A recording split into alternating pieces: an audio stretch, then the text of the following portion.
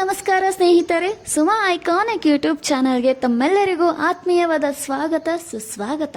ಇವತ್ತು ನಾವು ಗಣೇಶ ಮತ್ತು ಕುಬೇರನ ಕತೆ ತಿಳಿಯೋಣ ಬನ್ನಿ. ಪ್ರತಿದಿನ ಆದಿ ದೇವತೆ ಕುಬೇರನಿಗೆ ತಾನೇ ಶ್ರೀಮಂತ ದೇವರು ಎಂಬ ಅಹಂಕಾರ ಇತ್ತು. ಹಾಗಾಗಿ ಒಂದು ದಿನ ಎಲ್ಲ ದೇವತೆಗಳಿಗೆ ಅದ್ದೂರಿ ಭೋಜನ ಕೂಟವೊಂದನ್ನು ಏರ್ಪಡಿಸುತ್ತಾನೆ. ಶಿವ ಪಾರ್ವತಿಯರನ್ನು ಆಮಂತ್ರಿಸುತ್ತಾನೆ. ಆದರೆ ಶಿವ ಪಾರ್ವತಿಯರಿಗೆ ಭೋಜನ ಕೂಟಕ್ಕೆ ಬರಲಾಗುವುದಿಲ್ಲ. ಹಾಗಾಗಿ ತಮ್ಮ ಪುತ್ರನಾದ ಗಣೇಶನನ್ನು ಭೋಜನ ಕೂಟಕ್ಕೆ ಕಳುಹಿಸುತ್ತಾರೆ.